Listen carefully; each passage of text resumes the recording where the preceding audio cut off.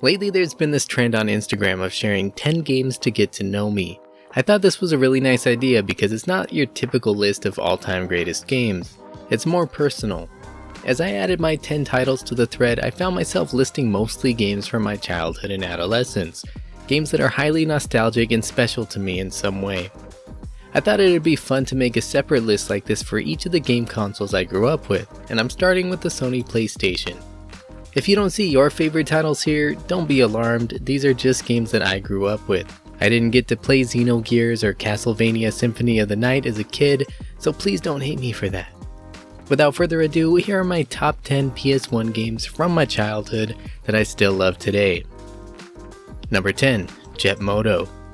There never was, and to this day never has been, another game quite like Jet Moto, except for its sequels, but more on that later. Jet Moto is an extreme racing game where you ride floating hoverbikes around all types of terrain. Roads, water, pieces of roads on the water. You have a bunch of different riders to choose from, each with their own attributes and blatant sponsorships from brands like Mountain Dew and Butterfinger.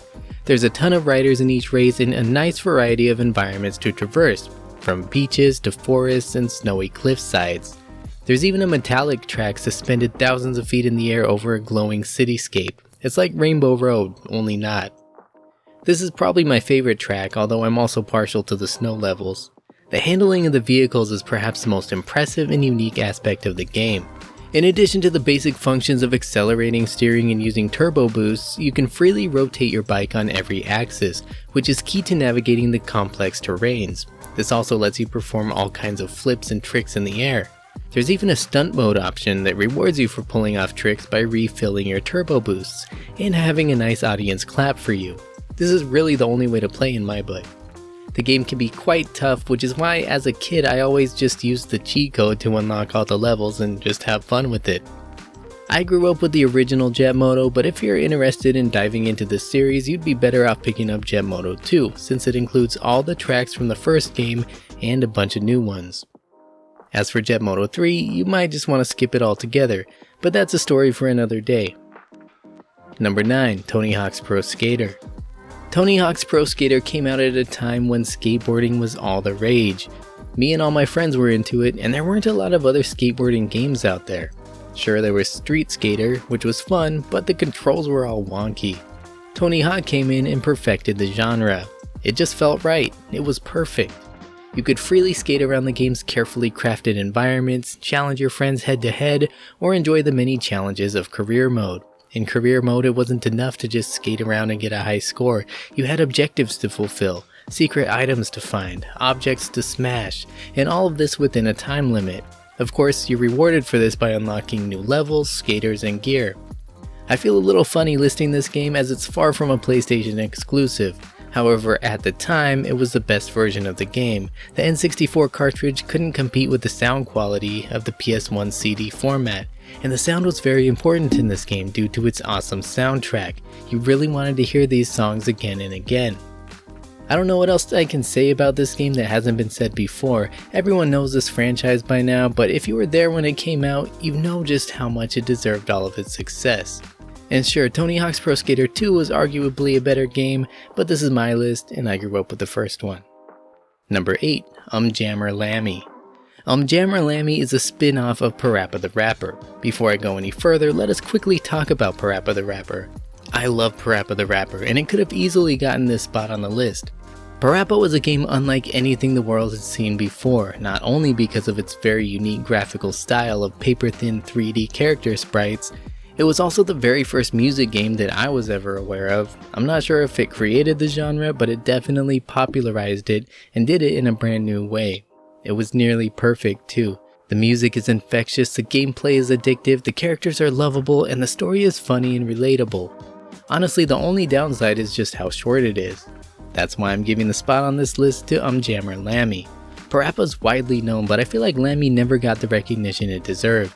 The music is perhaps not as good and memorable as Parappa's soundtrack, but it's not too far off. Lammy actually doesn't rap, she plays guitar instead. This lends to a variety of musical styles. All of the prominent Parappa characters make appearances, and Lammy herself is a likable protagonist. The story is just as wacky and fun as to be expected too, but why choose Lammy over the original Parappa? because it simply has a lot more content to offer. Parappa had 6 levels. They were great, but that was basically all there was to it. Lammy has 7 levels, and then guess what? You unlock Parappa, complete with his own telling of the story, and 6 more remixed levels with completely different hip-hop versions of the songs.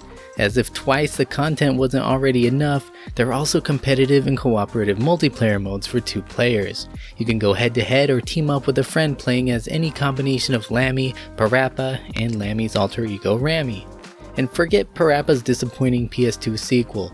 Jammer Lammy is the true sequel in my mind and the best entry in the series. Number 7, Busta Groove 2. I had to throw in one more music game, but this is the last one, I promise. Bear with me. You'll get your precious AAA titles toward the end. Busta Groove 2 is a one-on-one dance battling game where you have to input a combination of buttons that appear on the screen and finish them on every 4th beat of the music. It's a little hard to explain, but it makes sense once you actually play it. You can also attack your opponent up to 2 times during each song, and if your timing's right, you can also dodge their attacks. It has a great soundtrack and a fun cast of characters including humans, robots, aliens, animals, and whatever that thing is. Each character has a ton of personality and charm, evidenced not only by their looks but also their unique dance styles, theme songs, and environments. Honestly, the original Busta Groove could have very well taken this spot on the list too. It has an awesome soundtrack and quite a few characters that didn't appear in the sequel. But overall, Busta Groove 2 took everything that was great about the first game and made it slightly better. The graphics are smoother, the gameplay is subtly more refined, and there are more characters to choose from and unlock. Both games feature 2-player versus modes, so even if you and your friends can't dance in real life, you can still bust a move like nobody's business in these games. And in case you're wondering, the series is called Bust a Move in Japan, but the name had to be changed for Western markets due to some pesky blue and green dinosaurs. Hey, I like Bub and Bob as much as the next guy, but I think we can all agree that Puzzle Bobble was a better name. But whatever. Number 6, Bloody Roar 2. Bloody Roar 2 is a 3D fighting game involving human characters that can transform into stronger animal versions of themselves. Imagine being a werewolf who can change from human to wolf in the middle of a fight. That's the whole premise. Although it's not just werewolves, it's also rabbits, lions, tigers, and all other sorts of cool creatures. The series first appeared in arcades under the name Beasterizer. This is where I first got a chance to play it. It was one of the coolest fighting games in the arcade. There was nothing else like it. It was later ported to the PS1 and renamed Bloody Roar. But as awesome as the first game was, Bloody Roar 2 was a big upgrade. It had much better graphics, smoother gameplay, and new characters. It was a truly satisfying and unique fighting game that I used to play a lot with my dad growing up. We played tons of fighting games, and this was one of our favorites on the PS1, although our number 1 pick is yet to come on this list. I'm still hoping this franchise will be revived one day. The last release in the series was Bloody Roar 4 on the PS2, and sadly its developer Hudson Soft shut down in 2012, leaving the rights to Konami, who rarely makes anything noteworthy these days. At least we can still enjoy the classics, and Bloody Roar 2 is one of the finest fighting games on the PlayStation. It still holds up today. Number 5, The Legend of Dragoon. One of the few PlayStation RPGs I actually played and finished growing up, The Legend of Dragoon had me captivated until the very end. It has everything you'd want in a great RPG, a compelling story, interesting characters, and a war-torn world to save over the course of 4 discs. Oh yeah, and dragons, you gotta have dragons. But even cooler than the dragons are the Dragoons, a legendary race of winged warriors with incredible magic capable of fighting dragons.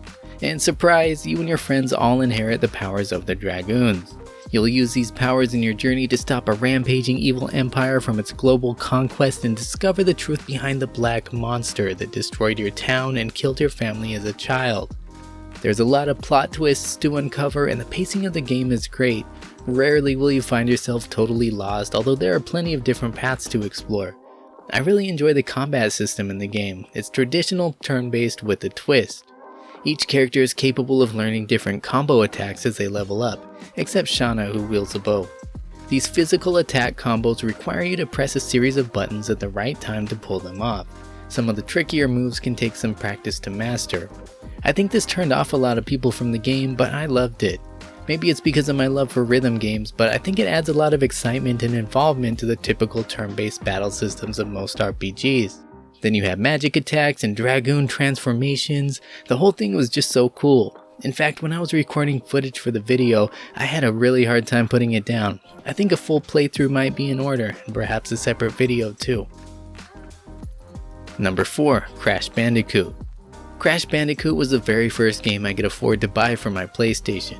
I still remember the day I bought it on sale at Kmart for $15. After having only the demo disc that came with the console for days or weeks, it was nice to finally have a full game to play through, and what a great game it was. There's a reason Sony chose Crash as its mascot back in the day. The young Naughty Dog Studios was off with a bang, or a crash. I had grown up with a love for 2D platformers, but this was my first experience platforming in 3D, and it was so good. The level design was to the point and straightforward, with an emphasis on skillful platforming rather than any sort of exploration. It was fast-paced and challenging, jumping over obstacles, spitting enemies out of existence, trying to smash all the boxes without getting blown up, and the boss fights were pretty great too. Plus, running toward the camera as a giant stone boulder chased you, giving you hardly any time to react to pitfalls in front of you, was such a rush and so iconic. It was even featured in Uncharted 4. Man, that scene almost makes me cry just thinking about it. But that's a story for another day. The bottom line is, Crash Bandicoot was early 3D platforming done right. It was an incredibly important series on the PS1 and still so much fun today. Number 3. Metal Gear Solid. Remember demo discs? Well, back in the day, demo discs were one of the best ways to learn about new games. I wasn't living under a rock as a 9-year-old in 1998, so I already knew about the hype behind Metal Gear Solid. But still, my first chance to play it was on a demo disc. It only contained the first 1 or 2 areas of the game, but I played it over and over again. It was just so cool. It was downright cinematic and intense. There was so much attention to detail, even down to the fact that you could see your character's breath in the cold. The codec dialogues were great, the freedom of choice you had in how to approach the level, even the enemy AI was impressive and much smarter than my 9-year-old brain. But that's just the tip of the iceberg. I eventually got to play the full game a few years later, and I was never disappointed for a second. The whole game was just as impressive as that demo had been years earlier. It's even crazy how it messed with your mind. Psycho Mantis, who the heck would have thought to plug in the controller in the second port? It really broke the fourth wall on that one and left a huge impact on me. Metal Gear Solid is a cinematic, action-packed stealth adventure that had me on the edge of my seat from start to finish. There's really not much else I can say that hasn't already been said about this masterpiece, so let's move on to number 2. Final Fantasy VII. While Crash was my first 3D platformer, Final Fantasy VII was my first 3D RPG. As with Metal Gear Solid, there's not a lot I can say about it that hasn't been said a million times by everyone else. After all, it's still one of the most beloved games of all time. But I can at least share my story of playing it for the first time. I rented it at Blockbuster. Remember Blockbuster? So I didn't have time to finish the whole game until a few years later when I finally was able to pick up the greatest hits version for $20. But I was blown away immediately when I played it. It was unlike anything else I had seen before. It's a beautiful game, from the environments to the character designs and music. You have a fascinating story and you genuinely care about the characters. But even the little things left a huge impression on me as a kid, things that are just common to any RPG as it turns out, like walking around towns and talking to NPCs. It was just such a captivating world and narrative unlike anything I had experienced before. Even today though, after playing tons of other RPGs and several other Final Fantasy titles, I can still say there's something extra special about Final Fantasy VII. The characters, the environments, and the story all stand out to me more than any of the other titles in the series. It's easily the most iconic and recognizable Final Fantasy game and a fan favorite. That's why there's been a remake, tons of spin-offs, and character appearances in other media over the years. If you don't have a soft spot in your heart for Final Fantasy VII, we just can't be friends. I'm kidding. Am I? Number 1. Tekken 3. Tekken 3 is the best fighting game on the PS1, but why is it ranked higher than games like Final Fantasy VII and Metal Gear Solid? The answer is nostalgia. When I think of Tekken, I think of my late father. We played this game nearly every night for months. We might have spent hundreds of hours playing it. We played it to the point that I got sick of it, but I still love it. It was the perfect fighting game of the time. It had more characters than most games of its era, and each one felt balanced while being very different from the rest. The graphics looked great back in the day. Sure, they're blocky and dated now like all PS1 games, but it looked amazing in the late 90s. It was a huge step up from Tekken 2. There were also some really cool extras added to the PS1 version that weren't in the arcades. Take the ball mode for example, which turned each match into a game of volleyball. You still had access to your character's regular moveset, but instead of pummeling your opponent directly, you'd attack the beach ball and let the ball knock your opponent down.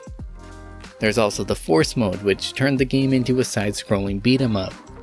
It was a lot of fun playing through the arcade mode with each fighter and unlocking all of the hidden characters and game modes, but it was the two-player versus mode that meant the most to me. It was spending time with my dad each night, simply having a good time. That's why Tekken 3 gets my #1 spot in the top 10 PlayStation games from my childhood that I still love today.